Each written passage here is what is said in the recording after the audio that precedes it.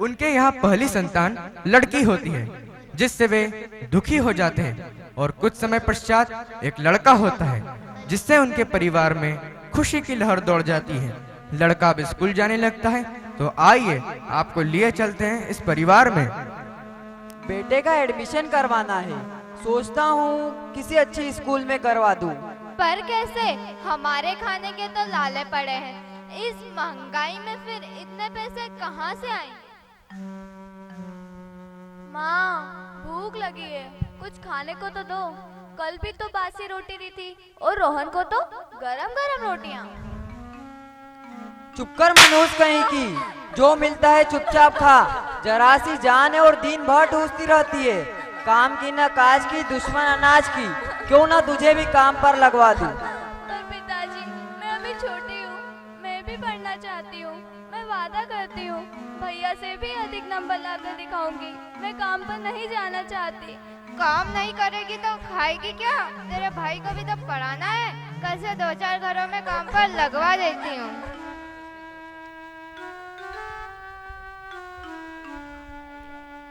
अगले दिन से माँ अपनी बेटी को काम पर लगवा देती है, परंतु वहाँ भी उसे प्रताड़ना व मार के अलावा कुछ नहीं मिलता है।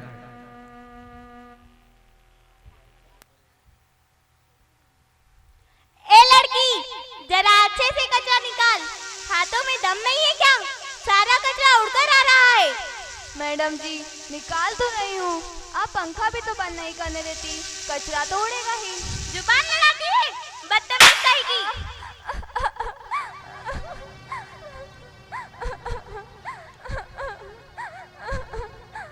माँ, मैं कल से काम पर नहीं जाऊंगी, वो मैडम मारती है। तूने काम ही ऐसा किया होगा, मारे नहीं तो क्या तेरी आरती उतारे? चल जा, खाना पका, रोहन को भूख लगी होगी।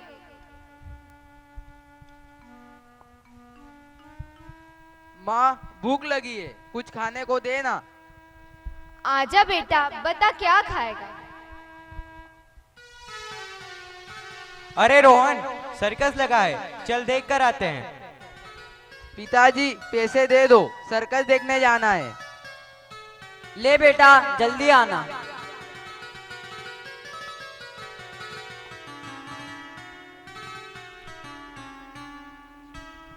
इसी तरह समय बीतता है, दोनों बच्चे बड़े हो जाते हैं। रोहन पीएमटी की परीक्षा पास कर लेता है। मेडिकल कॉलेज में एडमिशन के लिए 2 लाख रुपए चाहिए। इधर सुनीता भी रात रात भर पुरानी किताबों से लिखना पढ़ना सीख जाती है। इसी मौके का फायदा एक चालाक व्यक्ति उठाता है। वह लड़की के बाप के सामने 45 वर्ष के एक मालदार रईस के विवाह का प्रस्ताव रखता है, जिसकी पहली पत्नी का निधन कैसे हो गया कोई नहीं जानता। रोहन मेडिकल में पास हो गया है, पर एडमिशन के लिए 2 लाख रुपए चाहिए। वो कैसे आएंगे? ये घर बेच दे तो भी इतने पैसे नहीं आएंगे। पर पिताजी, ये मेरे लिए आखिरी मौका है। अगर मैंने 15 दिन के अंदर फीस नहीं भरी तो मेरा नाम कट जाएगा। हाँ बेटा, बात तो सही है, पर इतने पैसे आएंगे कहाँ से?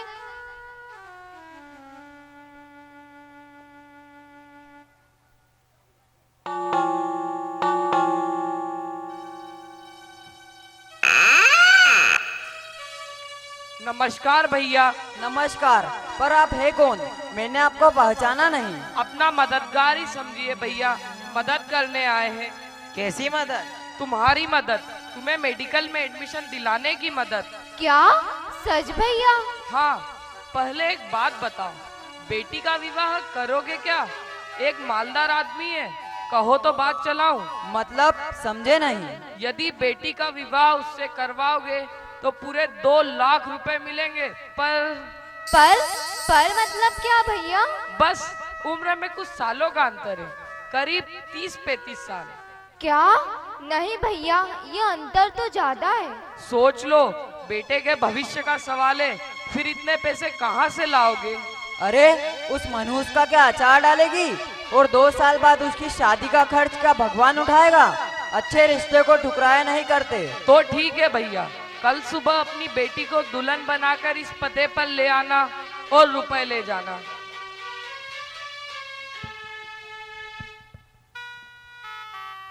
ये कौन था माँ? यहाँ क्या कर रहा था? बेटी, तुम्हारी शादी की बात करने आया था। तुम्हारे लिए एक अच्छा रिश्ता लाया था। कल तुम्हारी शादी है और लड़के वालों ने हमें वहीं बुलाया है। अच्छे से तैयार हो जाना। पर माँ, मैंने तो उसे देखा भी नहीं। वो कौन है, कैसा है, ऐसे कैसे शादी कर लूं? चुप कर करमजली, ज्यादा सपने देखकर हवा में मत उड़। तेरे लिए क्या कोई राजकुमार आएगा? हमने सोच समझ कर ही रिश्ता तय किया है।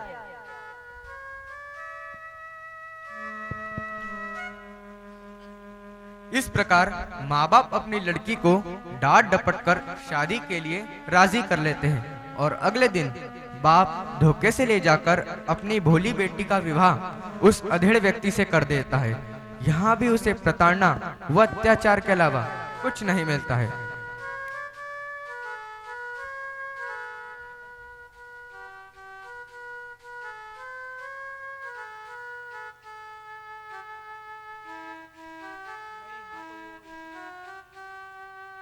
नमस्ते साहब। नमस्ते। तो ये लड़की है, पर 2 लाख कुछ ज्यादा है, पर ठीक है, ये लो रुपए। पिताजी, ये क्या हो रहा है? ये 2 लाख रुपए किस बात के हैं? आप तो मेरी शादी कराने लाए थे। हाँ, तो शादी तो करा रहा हूँ। ये तो रहमदिल व्यक्ति है जो तेरे भाई को पढ़ाने के पैसे खुशी से दे रहे हैं। अब से तुम यहीं रहोगी, यहीं जियोगी, यहीं मरोगी। भगवान के लिए ऐसा मत करो, मुझे भी साथ ले चलो। मैं यहाँ नहीं रहना चाहती। चल हट, अब यही तेरा घर है। शादी के बाद लड़की की अर्थी उसके ससुराल से ही उठती है। रो मत, तुम्हें यहीं रहना है।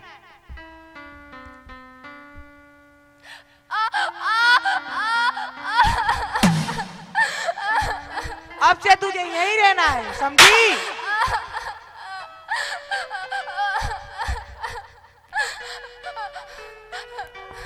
इसी तरह 1 वर्ष बीत जाता है और वह लड़की अत्याचार व प्रताड़ना सहती रहती है, जैसे वह उन सब की आदी हो चुकी हो। परंतु एक दिन तो आइए देखते हैं। यार, कुछ खाने पीने का इंतजाम कर। ऐसे रूखे सूखे बातें करने में मजा नहीं आ रहा। ए चलो, सबको पानी और सबको ग्लास में शरबत दो और गरम गरम भजिए बनाओ।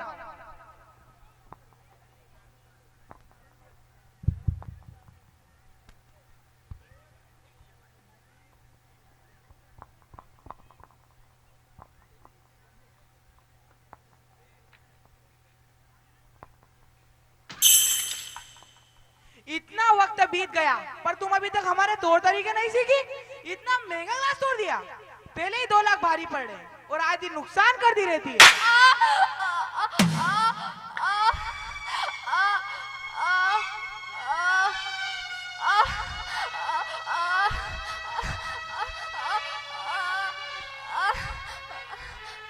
देखो देखो कैसे नाटक कर रही है। नहीं यार, ये तो सच में मर गई। अब क्या होगा? भागो यहाँ से।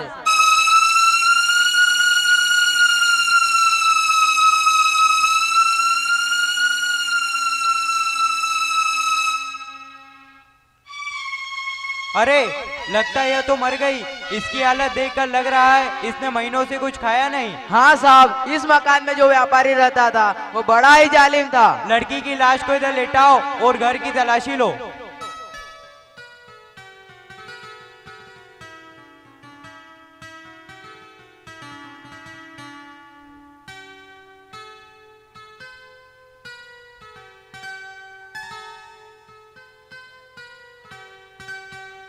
साहब, एक लिफाफा मिला है, शायद कुछ लिखा है। लाना जरा देखें क्या लिखा है।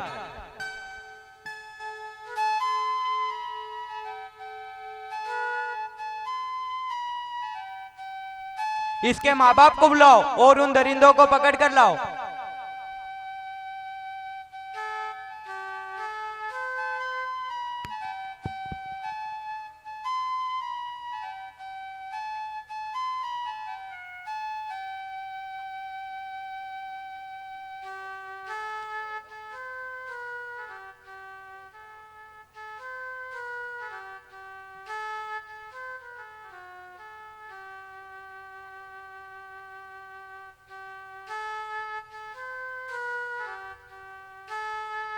अरे कैसे निर्दयी माँ बाप हो जो अपने ही खून को यातना के दलदल में धकेल दिया।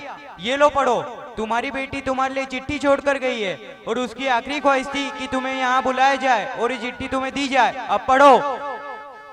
पिताजी, नहीं नहीं, गलत संबोधन दे बैठी हूँ। आप तो इस शब्द के हकदार ही नहीं है। साल भर से यातनाओं का बोझ सहते सहते इस आस में हिम्मत रखे बैठी थी कि शायद किस्मत में यही बदा था, किंतु अभी कुछ समय पहले ही पता चला कि आपने अपनी अभागी बेटी की शादी तो चंद रुपयों की खातिर मुझसे 35 साल बड़े व्यक्ति से की है। अब तो सहन शक्ति भी समाप्त हो गई। ये पत्र आज सिर्फ इसलिए लिख रही हूँ कि न जाने कब किसी अनहोनी या बड़े षड्यंत्र का शिकार हो जाऊं। मैं भी पढ़ना चाहती थी पर ऐसा हो न सका। मैं हर जुल्म सहती गई। मैं भी मानव हूँ और मेरी सहन शक्ति की भी एक सीमा है। किसी भी माता पिता का स्तर इतना नीचे गिर सकता है, इसका जीता जागता उदाहरण आप हैं। और माँ जिसे 9 माह अपनी कोख में रखा, अपने खून से सींचा, उसी को 9 आंसू रोने के लिए मजबूर कर अकेला छोड़ दिया। भविष्य में मैं रहूं या ना रहूं, परंतु मैं समाज के हर व्यक्ति से यह सवाल करती हूं कि क्या लड़की होना अपराध है? क्या आपके घर में आपकी माँ, दादी, बहन व पत्नी लड़की नहीं है? अगर लड़कियां नहीं होंगी तो समाज का अस्तित्व ही मिट जाएगा। न आप बचेंगे न समाज के ठेकेदार। फिर लड़कियों से इतनी घृणा क्यों, पक्षपात व दुर्व्यवहार क्यों? यह अधूरा सवाल आप सभी के लिए छोड़े जा रही हूँ। तुम्हारी अभागी बेटी।